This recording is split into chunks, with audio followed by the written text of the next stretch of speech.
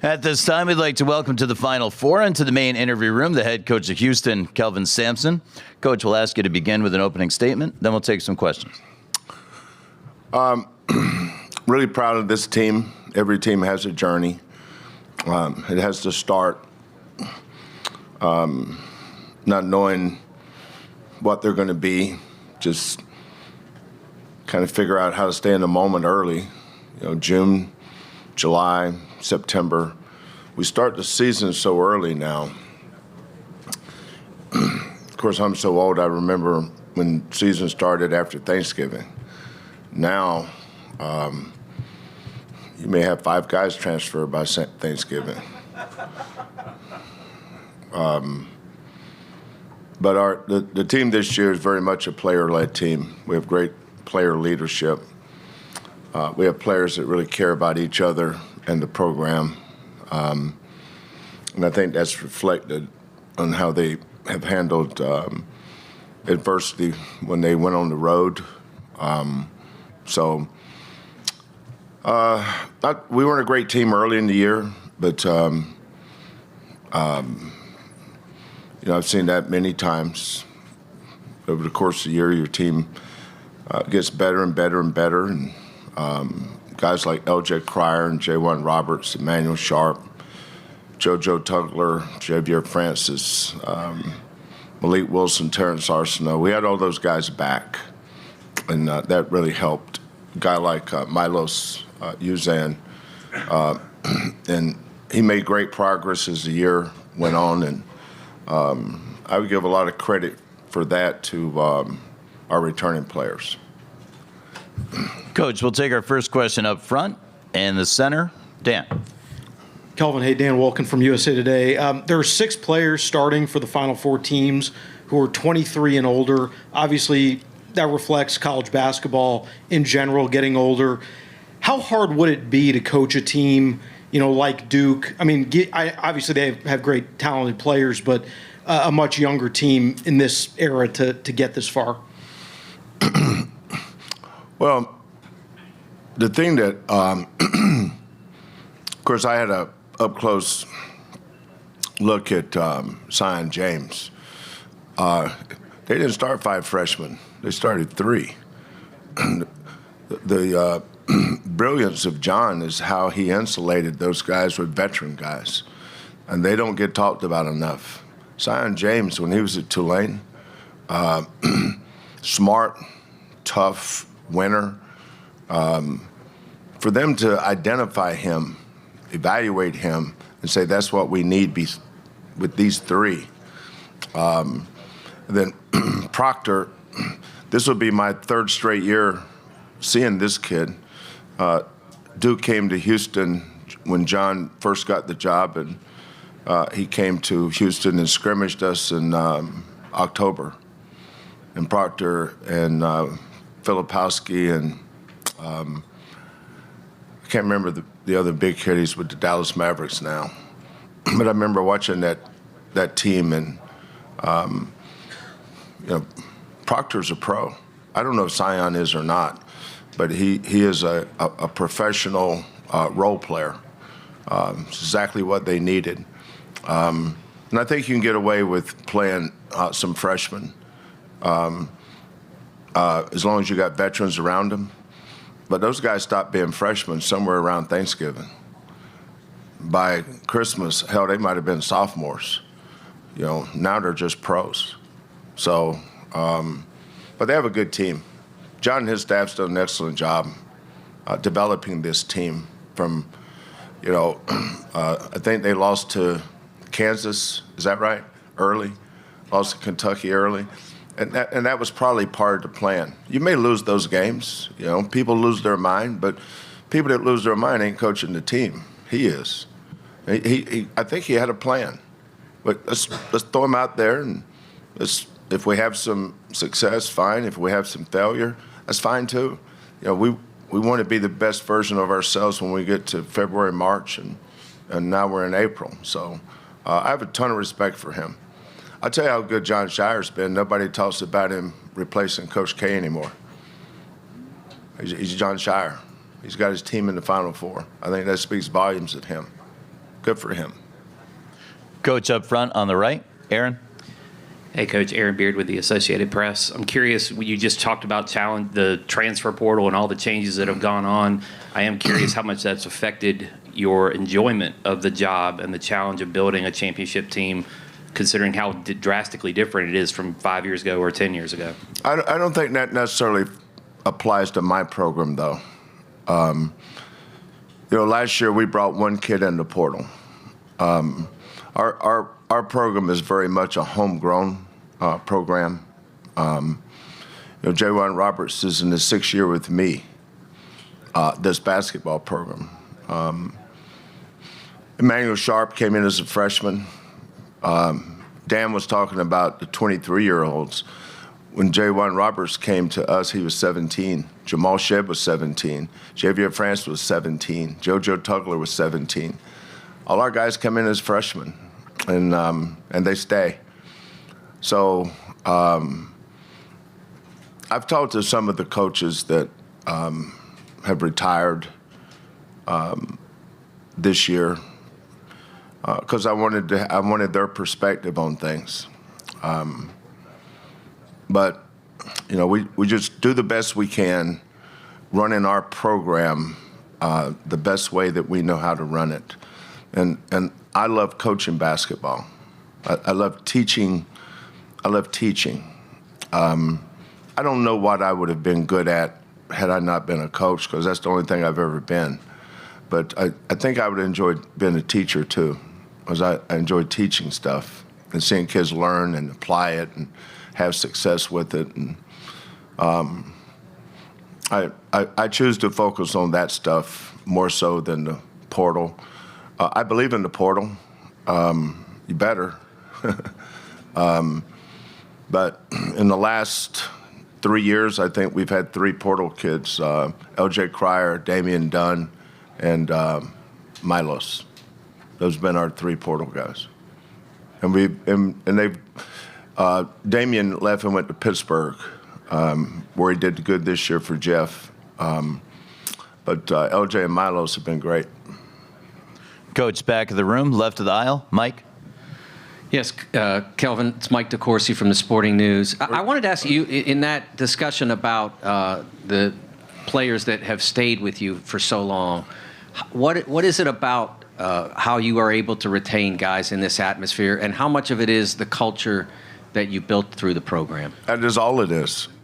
We put our, I think our secret sauce, Mike, has been our staff. We just lost, we're going to, when the tournament's over, or whenever it's over for us, Quantos will be taking the head coaching position at University of Louisiana. Used to be Louisiana Lafayette, but, we all got sophisticated and changed our titles. So they're the University of Louisiana. But to the old guys, it's Louisiana Lafayette. Come on, man. Don't forget where you come from now. But he got the head coaching position there, and he's going to kill it. He's going to be awesome. But Kellen, this is Kellen's 11th year. Hollis Price's 11th year. Quantos' 9th year, I think. Casey Beard, 11th year. Lauren's 10th year. Our players look at our staff as family. All of my auxiliary staff that we have in our program were former managers. I don't take resumes and I don't take phone calls. I hire everything from within. Everybody thinks they need to go hire the best recruiter or the best this. We develop our staff like we develop our players, and that's culture. We don't have a lot of signs in our building. I don't know what those signs mean anyway. But there's one sign that you'll see a lot in our building. It just says culture. It's how you do anything is how you do everything, right? Being on time, treating people with respect, having the right attitude every day, giving great effort every day in whatever it is you're asked to do. And our kids are pretty good at that. Coach, in the back of the room, right of the aisle. Hi, Coach. Kiana Martin with CBS Sports. And there's obviously been a lot of talk about you guys' defense, but on the other side of things, we've seen an uptick in three-point shooting this year in particular. What do you attest that to? And also, how has that maybe changed you guys' ceiling this year? Yeah, I think the difference has been Milos. Emmanuel was a sophomore last year, but Emmanuel had a horrific traumatic leg injury in April, I think it was April, of his junior year in high school. His dad was his high school coach at Bishop Catholic in Tampa. So we called his dad and got him to let him graduate a year early, and so he could come and do all his rehab with our doctors and trainers. But he was a really, really good player. And we knew that once he got going here, he was going to be good. But the key that all our guys have stayed is they've allowed us to develop them. LJ Cryer was he was outstanding shooter at Baylor with Scott, and the Baylor staff did an awesome job with LJ. I think he had 30 against Creighton in the tournament before he got with us. So it's not like we got these kids and turned them into something they weren't good at. That's why we recruited LJ, was his three-point shooting. So I recruited Emmanuel. But last year, in between those two, was Jamal Shedd. And Jamal was not a three-point shooter. And we said, how can we make our team better? I've never worried about losing players. Everybody, the narrative with most guys when the season's over or before the next season starts is, how will you replace this guy? How are you going to replace Jarris Walker or Quentin Grimes or Marcus Sasser or Jamal Shedd? I've never really worried about that. That's never, I'm going to miss him. But, the challenge of the coach is, okay, we're losing Jamal. How can we get better? And I thought that's where we had a chance to get better, is be a better three-point shooting team. We weren't going to be a better defensive team. Jamal's the best guard defender I've ever had. It's hard to get better, but the team can get better. Name on the front of our jersey didn't say Jamal Shedd, it said Houston. How do we make Houston better? So Milos was a kid that shot really good his freshman year at Oklahoma in the Big 12, not so much his sophomore year, and so we tried to research why. Why did his shooting go down? And is that something we can develop? And so we figured that out, and the answer was yes. And his three-point shooting has really helped this team. Terrence Arsenault off the bench, he and JoJo didn't get to play in the tournament last year because they were both injured. Everybody talked about Jamal Shedd injury, but the injury that hurt us more than any other one was JoJo Tugler not playing. But Malik Wilson has gotten better as a three-point shooter, Terrence, and then the three starters. So we collectively have more guys that can make a three. We've gone from being a three-point shooting team to a three-point making team. There's a difference. On the right side up front, John. John Fanta, Fox Sports. Kelvin, kind of a two-parter here. How much does 1980 to 85 Montana Tech, the early wake-ups, and taking snow off the car and getting ready to, I can see the flashbacks right now. When you went through those types of days and you get mentored by Judd and others, how much does that build you for your first days when you got on this job, and what made you believe, all right, the things that Houston says they're going to do to elevate our program as I'm elevating it are actually going to occur? Yeah. Tom Izzo and I text each other a lot. We actually used to be roommates at camp, Michigan State's basketball camp. We had bunk beds. I can't even remember who was on top, the top bunk or the bottom bunk. But when you're a grad assistant for Judd Heathcote, you're really a manager. And if you think you're if you think you're more than that, he'll find a way to remind you if you screw up. And I was always really good at screwing up. But Tom and I would get up so early and go out behind old Jennison Fieldhouse. The old guys know what I'm talking about. New guys only remember Breslin, but there used to be Jennison Fieldhouse, and we would line a court off in the parking lot so we could play. And we had these portable baskets we'd stick up. But Judd's the only reason why I got the job at Montana Tech, and he's the only reason why I became the head coach at 31 years old at Washington State University. So, and Tom and I talk about Judd a lot. Tom said yesterday, he said, if you and I had been playing each other in the Final Four, Judd would have probably been up there wanting to know why we didn't play any zone or something. And he's right. Judd would have found something, that's for sure. But those days for me, as all four coaches here, and there's far better coaches out there than I am that didn't make the Final Four this year.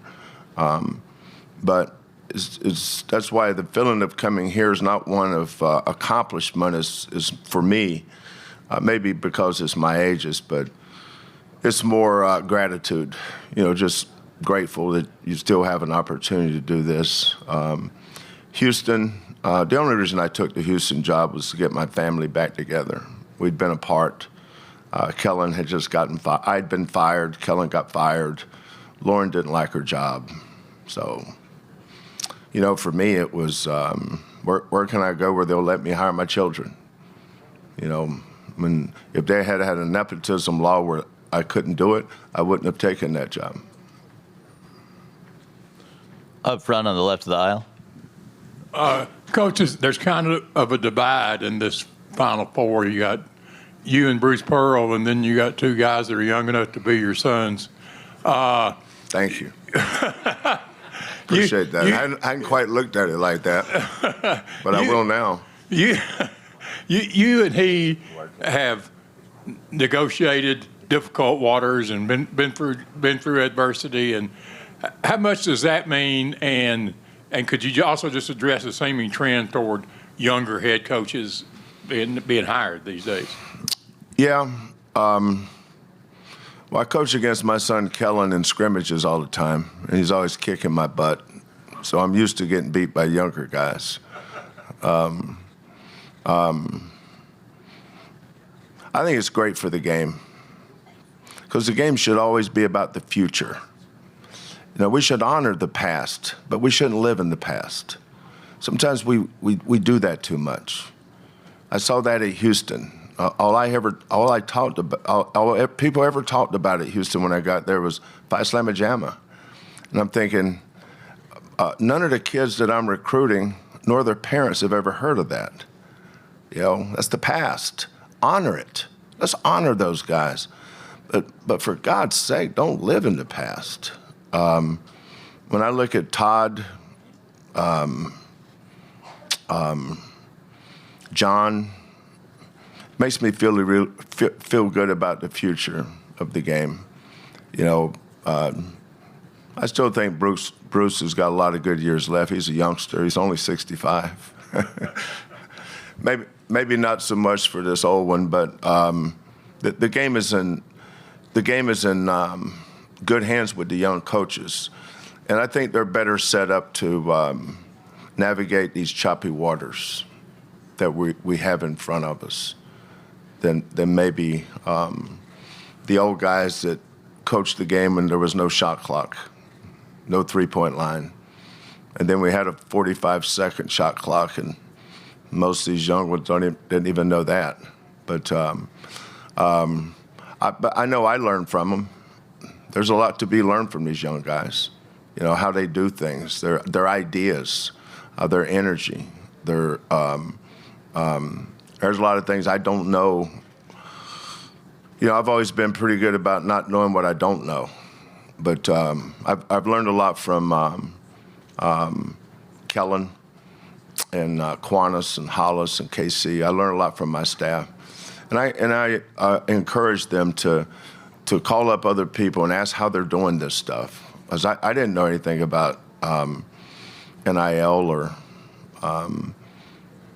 I should think it was sacrilege if you transferred it inside your own league.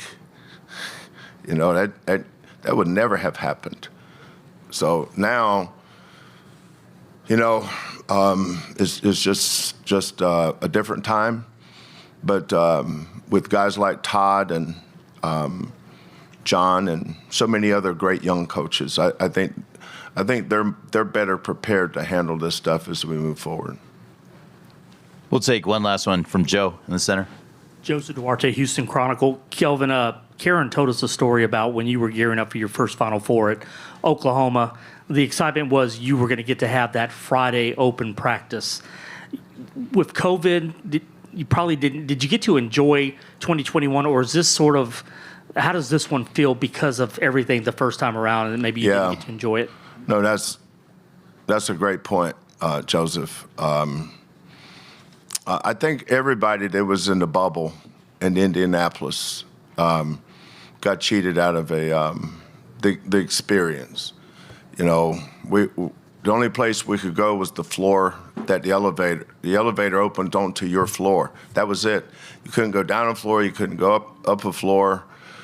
We had to stand in line to get tested before every time we went outside the building to come in.